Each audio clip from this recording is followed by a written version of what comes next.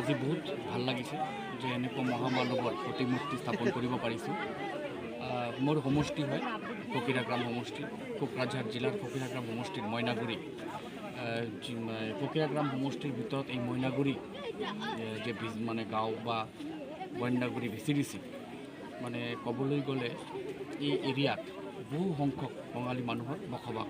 আৰু আপোনালোকে জানে যে কোচ ৰাজবংশী এৰিয়াত যেনেকুৱা চিলাইৰাৰ মূৰ্তি স্থাপন হৈ আছে, এনেকুৱা আমাৰ বঙালী এৰিয়াতো যিহেতু সুভাষ চন্দ্ৰ বোস এজন বেংগলী মানুহ আছিলে, প্লাছ নেশ্যনেল হিৰো আছিলে, তো সকলোৱে নেতাজী সুভাষ চন্দ্ৰ বোসক ভাল পায়। তেওঁ ভাৰতৰ স্বাধীন বাবে বহুত সংগ্ৰাম কৰিছিলে, স্বাধীনতা দিছিলে।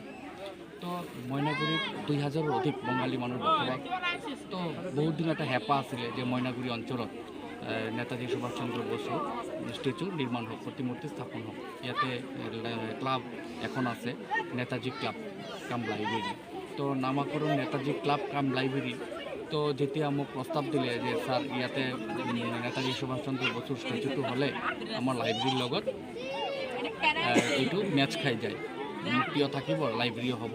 তো মই লগে লগে মই তেখেতসকলক ক'লোঁ যে এইবেলি 128তম যি জন্মজয়ন্তী হ'ব, এই জন্মজয়ন্তী উপলক্ষে মই এই মইনাগুৰি অঞ্চলত এখন প্ৰতিমূৰ্তি মই স্থাপন কৰিম, যোৰ প্ৰতিমূৰ্তি নাকি সকলোকে উৎসাহ দিব, প্ৰেৰণা দিব, সংগ্ৰামী বনাব ন্যায়ৰ বিৰুদ্ধে আৰু দেশৰ প্ৰতি মৰম শ্ৰদ্ধা। তো আজি মই আহিলোঁ, বহুত ভাল লাগিল। মৰমৰ ছাত্ৰ ছাত্ৰীসকল আহিল, আমাৰ দলৰ কাৰ্যকৰ্তা আহিল, BPPL দলৰ কাৰ্যকৰ্তা আহিল, BJP দলৰ কাৰ্যকৰ্তা, গাঁওবুঢ়া সকলোৱে মিলি আমি আজি এই প্ৰতিমূৰ্তি উন্মোচন কৰিলোঁ।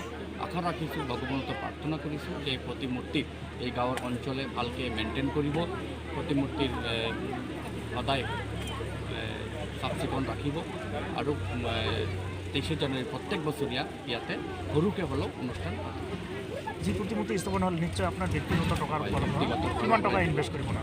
নহয়, এইটো কিমান টকা মই নাজানো, এইটো যোন মিস্ত্ৰীয়ে বনাইছে সেইটোৱে জানো। এতিয়াও বিল ছাবমিট কৰা নাই, বিল ছাবমিট কৰিলে গম পাম কিমান। ৰাইজলৈ কি মেছেজ? ৰাইজলৈ মেছেজটো যে আমাৰ সুভাষ বসু যেনেকুৱা সংগ্ৰামী আছিলে, যি তেজস্বী ব্যক্তি আছিলে, তেওঁ দেশৰ কাৰণে কাম কৰিছিল। আজি আমি দেশত স্বাধীনতা লাভ পাইছোঁ, আমি মুক্ত আকাশৰ তলত আমি বসবাস কৰি আছোঁ। তো সকলো যাতে নেতাজী সুভাষ চন্দ্ৰ বসুৰ নিচিনা সংগ্ৰামী হয়, তেওঁৰ প্ৰেৰণা উৎসাহ আমাক সদায় যাতে মটিভেট কৰি ৰাখে, আমি সদায় যাতে ভাৰত মাতা বা দেশৰ প্ৰতি মৰম শ্ৰদ্ধা ৰাখিব পাৰোঁ, এইটো